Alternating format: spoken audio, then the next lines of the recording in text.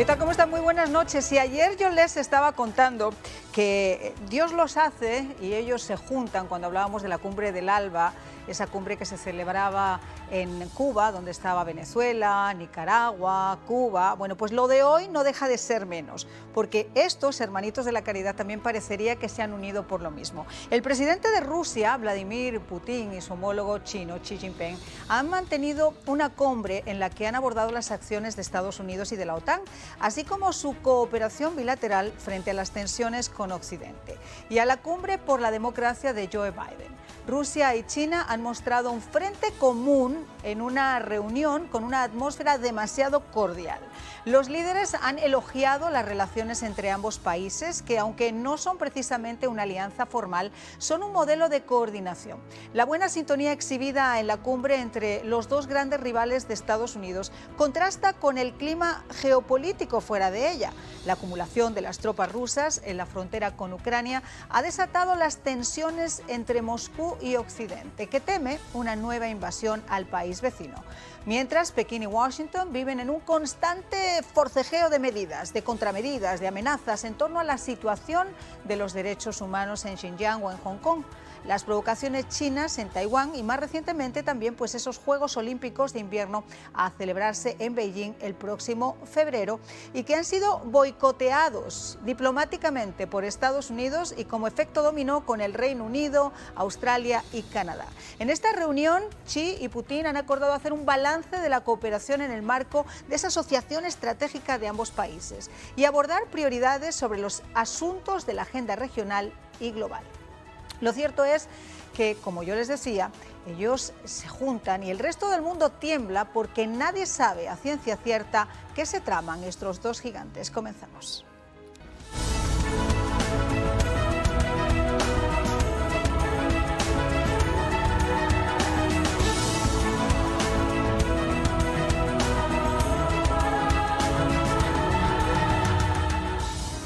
Bueno, pues comenzamos nuestro programa presentando a nuestros invitados, increíbles invitados en el día de hoy. Está con nosotros Arthur Koerfer, ustedes lo conocen, experto en seguridad nacional, terrorismo, política exterior y además un miembro de las Fuerzas Especiales de los Estados Unidos que ha estado en muchísimas ocasiones en Ucrania y que nos va a contar, obviamente, desde su perspectiva. Y nos acompaña Eric de la Fuente, profesor de Relaciones Internacionales de FAIU, una persona que también conoce muy de cerca Ucrania, que ha vivido en Ucrania y que puede darnos también su importantísima opinión a este respecto. Pero antes de empezar, ¿qué les parece si bueno, pues escuchamos a uno de los interlocutores de esta cumbre, al presidente ruso, a Vladimir Putin? Distinguido presidente Xi Jinping, espero reunirme con usted en febrero del próximo año. Celebraremos conversaciones y luego participaremos en la ceremonia de apertura de los Juegos Olímpicos de Invierno.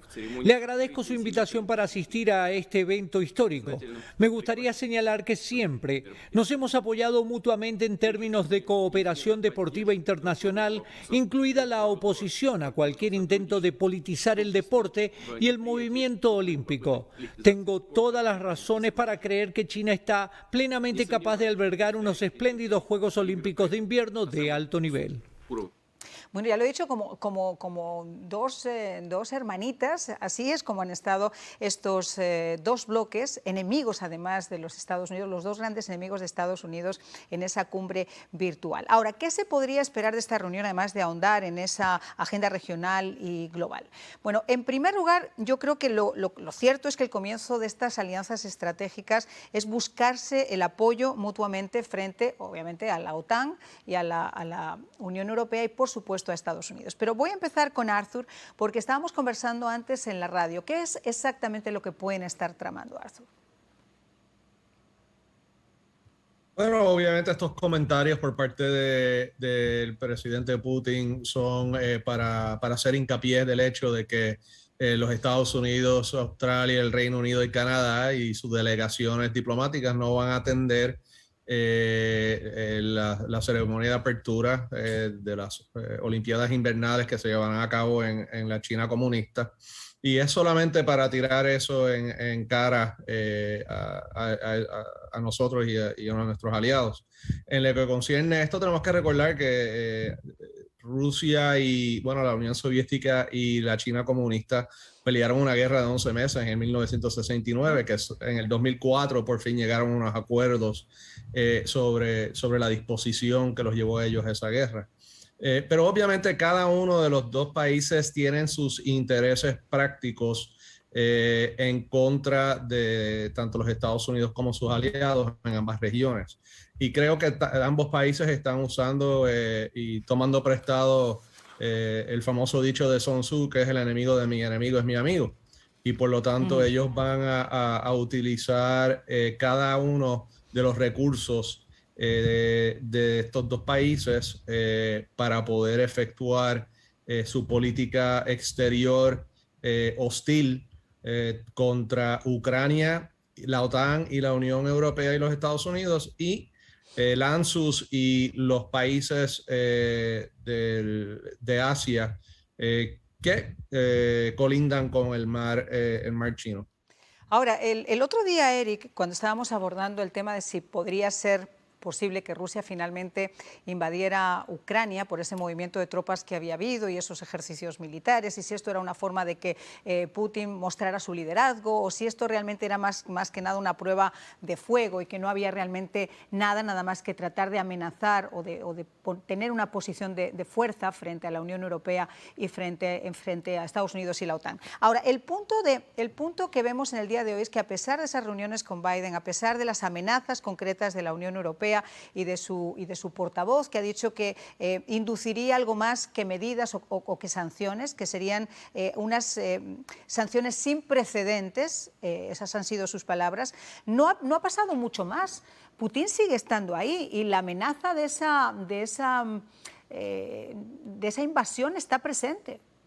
Sí, yo te comentaba el otro día que justo yo veía a Vladimir Putin como haciendo este ejercicio de fuerza para forzar ciertas negociaciones que quería, especialmente ejerciendo el control de su área geopolítica que consideran importante para ellos, ¿no? Que en este caso es la parte de Europa del Este, y hoy mismo también se le entregaron formalmente lo que sabemos, ¿no? Que sean las demandas de Rusia, etcétera, que quiere que la OTAN no progrese. Pero creo que estamos viviendo esto. Yo no creo de nuevo que él quiere tener una invasión. Como te digo, siempre existe el peligro. Lo que quiere es ejercer más el poder. Pero la reunión de hoy, de hecho, para mí lo que me indica es exactamente lo mismo.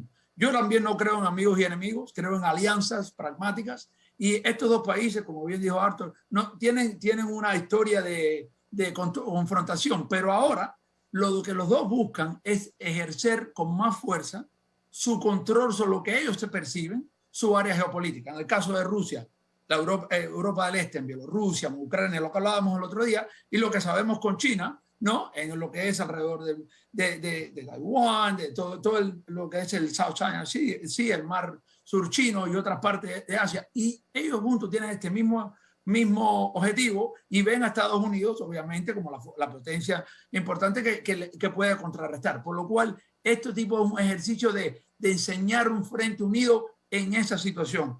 En la parte de las Olimpiadas, por una cuestión de no un aislamiento político a la hora de las Olimpiadas, pero para mí más importante, están ejerciendo esto y también ejerciendo de que pueden la amenaza de incursión en zonas, sea la incursión en Taiwán que ha estado amenazando China o la incursión en Ucrania que está amenazando Rusia. Ahora, una de las cosas que también uno podría pensar es que esta especie de alianza de esos dos ex-enemigos, que ahora son tan amigos, es de repente reducir esa dependencia de los bancos occidentales o buscar entre los dos la posibilidad de sobrevivir o ser menos vulnerables a esas posibles sanciones económicas, Arthur. No tanto, porque estamos hablando de Rusia, la cual su economía presentemente y su política monetaria no está a la par con el resto del mundo desarrollado. Y también la China pues tiene sus propios problemas presentemente con inflaciones muy altas en su propio país.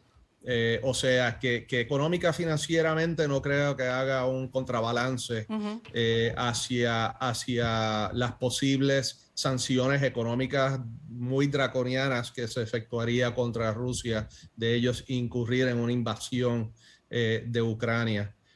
Así que no entiendo que sea por ese lado. Sí entiendo que lo que están haciendo es mostrando un interés común en que ahora mismo su enemigo es los Estados Unidos y sus aliados, y cada uno de ellos tiene unos intereses geopolíticos muy, muy serios hacia muchos de nuestros aliados en ambas regiones globales. Vamos a escuchar qué fue lo que dijo Xi Jinping. Usted visitará China y asistirá a la ceremonia de apertura de los Juegos Olímpicos de Invierno en Beijing en poco más de un mes. Espero con ansias esa fecha para encontrarnos en esos Juegos Olímpicos de Invierno, pues me gustaría avanzar de la mano de usted para abrazar el futuro y desarrollar un nuevo capítulo de las relaciones entre China y Rusia en la era posterior a la pandemia. Bueno, obviamente Rusia ha relanzado su posición de negociaciones inmediatas con el tema de la OTAN. ¿Por qué? Pues porque no quiere que Ucrania forme parte de la OTAN, como tampoco quiere que forme parte de la Unión Europea. Y sin embargo, a pesar de no ser un miembro de la OTAN, la Organización del Tratado del Atlántico Norte, sí ha dicho que apoyaría en este caso a Ucrania. ¿Cómo tenemos que interpretar ese movimiento, Eric? Yo mantengo que no va a haber un soldado ni de la Unión Europea ni de Estados Unidos que va a ir a pelear a Ucrania. No, pero armas, ejercicios militares, sí, ¿no? Creo que apoyo con armas militares, que ya existe económicamente, pero Ucrania ha intentado entrar a la OTAN desde hace mucho tiempo. Y primero que nada, creo que se le ha dejado claro en conversaciones informales de que no aspire a la OTAN por lo menos en la próxima década. Eso lo tengo confirmado en numerosas conversaciones. Eso no es algo. Entonces yo creo que lo que sí ha incrementado la ayuda del Occidente materialmente, ¿no? Tanto militar como económicamente, y el ejército ucraniano está mucho mejor preparado. Pero de ahí a defenderlo, no se defendió en el 2014, no se va a defender en el 2021, ni se defendió a Georgia en el 2008.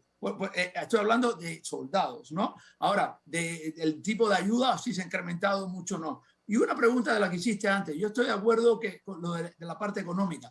Una de las cosas que le preocupa mucho a Rusia y a China, y no tanto por estas sanciones, porque, como te digo, las sanciones que le puede costar, pero son las sanciones más personalizadas las que le pueden costar, pero sí quieren estrechar un poco más sus lazos económicos, porque sí ven, especialmente Rusia, que tiene problemas económicos grandes. Muy interesante es, y que tenemos que estar viendo la visita tanto de Putin como de Xi Jinping a India, porque ya llevan tiempo tratando con Modi, con el primer ministro de la India, de tratar de formar lazos más fuertes. Y eso creo que sí hay que mantener un ojo, especialmente no solo la relación entre ellos dos, pero con India también, porque se ven vulnerables un poco en esa parte.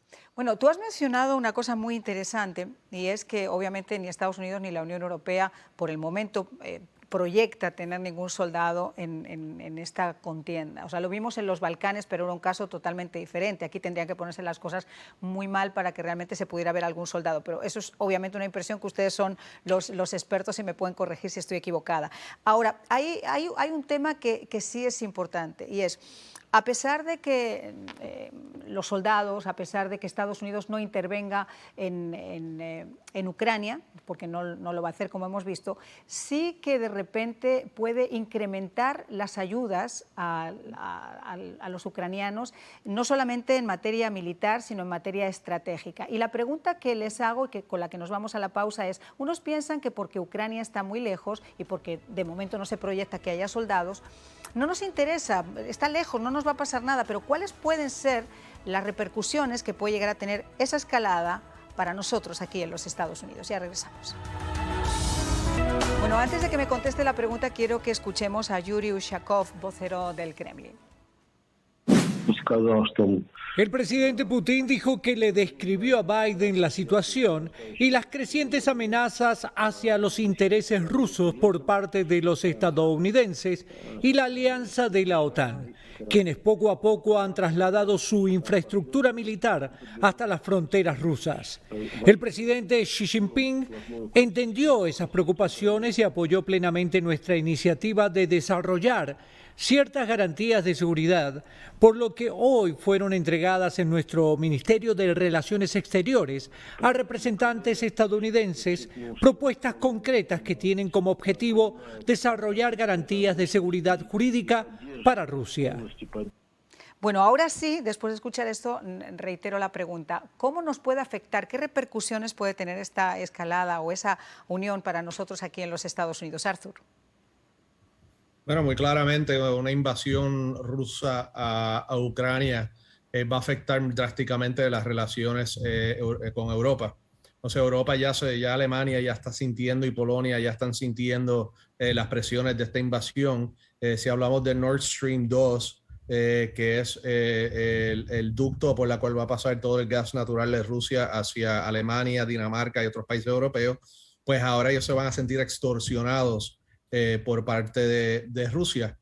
Quiero hacer también un paréntesis y decir que en estos momentos hay tropas tanto de los Estados Unidos como de nuestros aliados en Ucrania y están efectuando ejercicios en Ucrania en estos mismos momentos.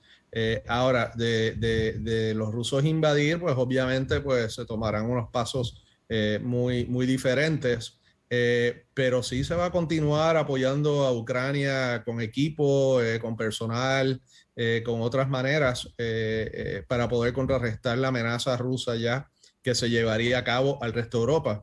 Yo entiendo que Putin se está amparando en lo que se llama el Near Abroad, la política de Near Abroad, y entonces pues, pero obviamente va a seguir moviendo lo que decimos en inglés el goalpost, ¿no? De lo que es el Near Abroad para él y para sus intereses geopolíticos en Europa. Eric, te quiero hacer la misma pregunta porque me interesa mucho saber también tu opinión. Sí, bueno, yo creo que Putin desde el principio ha tenido una estrategia expansionista, ¿no? Él ve a Rusia desde el punto de vista de la Rusia imperial, le ve a Ucrania que lo considera que no es ni un país, lo ha dicho en la televisión estatal rusa, ¿no? Con lo cual cualquier medida, y por eso lo que pasó en el 2014 fue tan desastroso, que anexaran a Crimea o que tomaran realmente el este de Ucrania por medio de estos separatistas, lo que hace es empoderarlo mucho más en pensar lo que puede hacer, ¿no? Y eso puede ser poner efectivos en Venezuela o poner bases de inteligencia en Cuba o poner, por ejemplo, actuó con mucha fuerza en Siria en un momento que estaban confrontando con nosotros. Entonces, si bien Rusia no tiene la capacidad económica que tiene China, sí Putin juega sus cartas y si él ve que cree que puede hacer más, sería un peligro para nosotros. Pero quiero aclarar una cosa porque lo hablamos el otro día mucho. Nord Stream 2, que te lo detallé en el programa, es justo por eso que yo creo que la Unión Europea no va a reaccionar, porque justo Alemania cerró ese contrato con los rusos. Dependen energéticamente de los rusos para la mitad y tienen que votar unánimemente. Y Putin sabe eso. Y Schroeder, el ex chancellor alemán, está en su junta directiva de Gazprom. La relación con Merkel, por mucho que era buena también, y se cerró este tema. Y no quiero también que sea malinterpretado. Yo no dije que no habían tropas norteamericanas haciendo ejercicio, claro que lo hay de tiempo y es una gran ayuda para Ucrania. Pero de ahí a combatir no lo veo.